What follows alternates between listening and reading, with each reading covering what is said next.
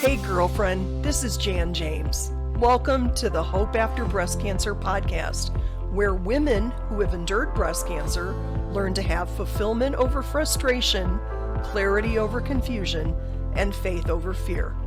We tackle the issues that many of our sisters face after a breast cancer diagnosis, from brain fog to fear of recurrence, from menopause to sex after breast cancer. This is the place to learn how to have hope after breast cancer. So strap yourself in. Welcome to the Hope After Breast Cancer podcast. Hi there, it's Jan from Hope After Breast Cancer. Hey, I am delighted to introduce you to my friend, my pink sister, Anna Leonarda. Hi, Anna. How are you today? Good, thank you. How are you? Good, doing great. I'm so glad you decided to join us. So, Anna and I met through one of our breast cancer support groups, Sex After Breast Cancer. It's a private Facebook support group. And she just launched a new app we're going to talk about. But I think I want to preface this by saying that so many women who go through breast cancer treatment have intimacy issues after treatment. And it's for a variety of reasons. Most often the complaints are lack of libido and painful intercourse. And it happens a lot. The Sex After Breast Cancer group grew by 48% in the last 3 months. And we have over 5,400 women now. And it doesn't seem like it's going to stop, because as more and more people know about it, more and more women know about it, they just come in there because we're dedicated to finding answers to these issues that they're facing. The issues come around from breast cancer because they go through hormonal changes. They could be 30 years old and they go through medically induced menopause. If you're like me, I went through menopause while I was going through treatment, natural chronological menopause, I'll call it. And that lack of hormones is a real doozy, man. That really messes with you. Any woman that's gone through menopause understands that, but these younger women, my heart breaks for them because of that. The other thing is, if you've had a mastectomy, I don't mean to be graphic about this, but the reality is that the amputation of your breasts can really impact your intimate life because they may have been one of your erogenous zones. And so then that messes with you in a whole bunch of different ways too. So there's the kind of the preface of why we're talking to Anna today. So Anna, you just launched a new app. Can you tell us a little bit about it? Sure. So there's a lot of apps out there, dating apps, as people know, some people know, and a lot of them, the sex is a primary factor in dating. And with people that do have sexual limitations, like myself, I actually have vaginismus. Intercourse just is impossible for me, and I also no longer desire it.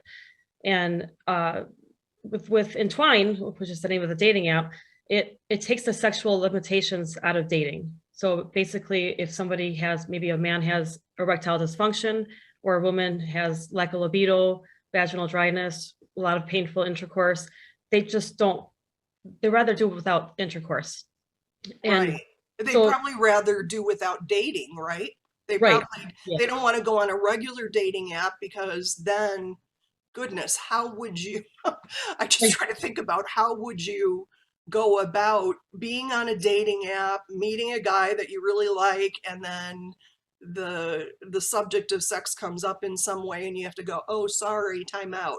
I mean, that's awful, right? So yeah. So I've never been in the dating scene. I was married for 20 years, and then I ended up getting divorced. And then I thought, okay, I know I have this issue. I can't have intercourse. I don't want intercourse. How am I going to go on a date? Or go on and use those traditional dating apps when it's all like, everybody wants sex on it. Well, most people do, or eventually they would like to have sex or intercourse. And I thought, I can't, I'm just going to stay single, because, I don't want to be embarrassed. I don't want to be rejected. A guy's not going to understand. I've already talked, even the guys that I did with me, they're like, oh, I need sex. I'm like, I get, and so I thought, well, I can't go on a Tinder. I can't go on a Bumble. I go, what if what do guys do that have erectile dysfunction? I mean, that has to be embarrassing. So I started learning from some of my friends that they would go on dating sites and they would meet somebody, a guy, and then eventually, like 2 dates in, he's like, by the way, I have erectile dysfunction, I had prostate cancer, whatever the reason is, Right. the prostate medication. Uh, and and the women, they don't, it's not okay for them. And I Mhm. get it, so I thought, well, how embarrassing and how heartbreaking it is for these guys that they don't know when to tell the people that they're going to go meet or be on a date with, to say, hey, by the way, I have this issue. When do you bring it up? It's like, so basically Entwine takes that uncomfortable conversation off. It's right away, cards are on the table right away. That intercourse will not happen, and it creates a safe environment for individuals that have the same or similar sexual limitations, so they don't have to feel like they have to be rejected or embarrassed when they have to say what. No, I think that's so great, girl. Honestly, I really do. And um, I want to take a step back. And vaginismus is something that you had prior to cancer. That's the other thing I wanted to mention. Some women in their lives just have. You had endometriosis. You had vaginismus diagnosed. So some of these things also start limiting your ability to have intercourse, and certainly pleasurable intercourse. And so women may have walked into breast cancer with those issues, right? So that, then it gets, maybe they get the double whammy, which is not great, right? So, Right. okay, so you mentioned, I know that since you've developed this app, you've done so much research and everything. So what other kinds of conditions might somebody have that would use an app like Entwine? Well, some people might, I mean, like myself, I had endometriosis, I had vaginismus, I didn't have cancer yet. And then when I did have cancer, things got even worse. There's also things such as medications that can cause sexual Mm, limitations, for antidepressive medication that can cause lack of libido.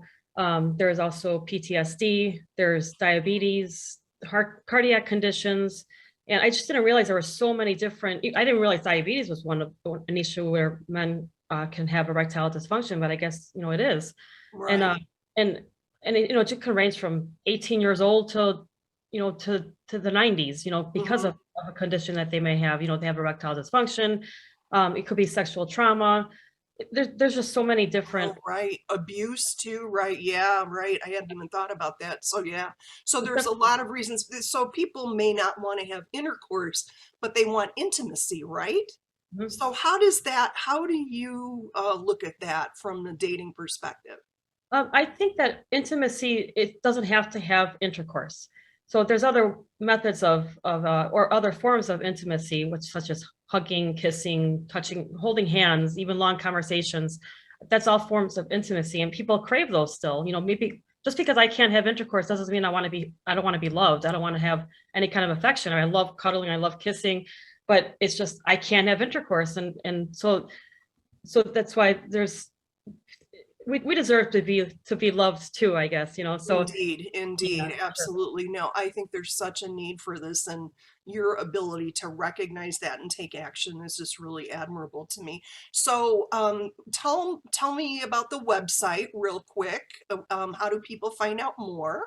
Sure, they can go on entwinedating.com.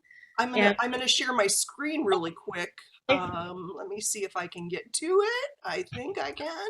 I think I can. There it is. Okay. And so it's just very simple, but tell us about how they would download the app as well. so if they visit entwinedating.com, they can scroll down and where it says get entwined now, I believe it says. Hmm.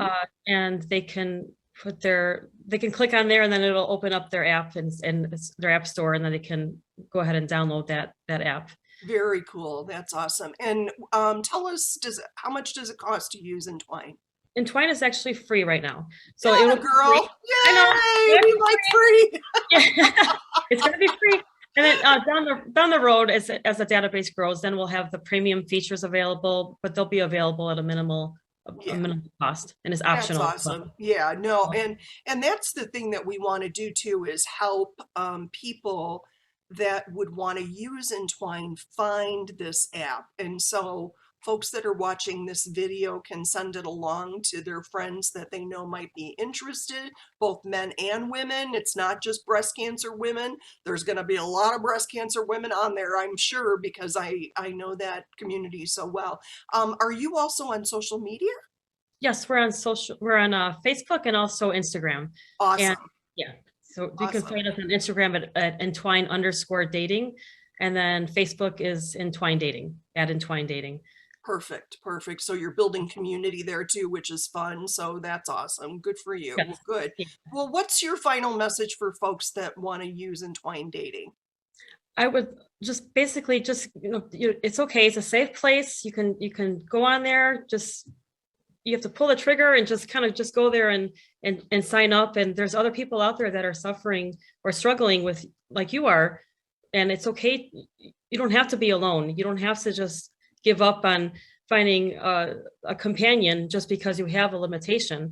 And there's other ones that are out there like you, and they can't wait to meet you also. So just get on that website, sign up, spread the word, because there's a lot of people that don't want to talk about this. So there might be someone that you know that also could benefit from Entwine, and they just are embarrassed to talk about it.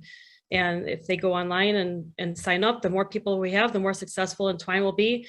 It's currently available in the US only, but I have already had a few other people from different countries that are already asking, when is it going to be available in India? When is it going to be available in Canada? We need this here. How fun.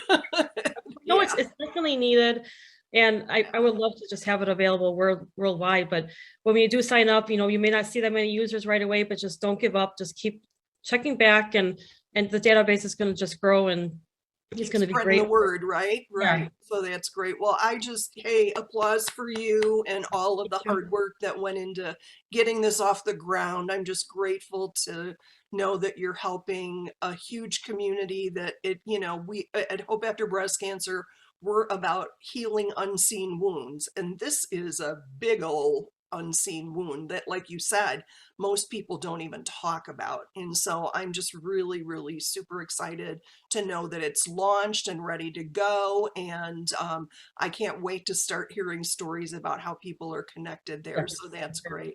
Well, thank you so much for your time, Thank you, Jan. Anna. And I'm just, wow, it's a delight to let people know about this. And like I said, I can't wait to hear about all of your success stories. It'll be fun to hear.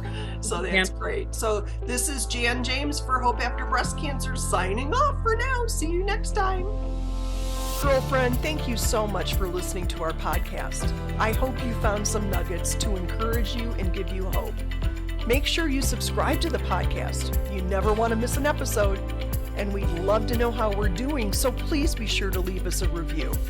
Until next time, this is Jan James encouraging you to remember there is hope after breast cancer. See you next time.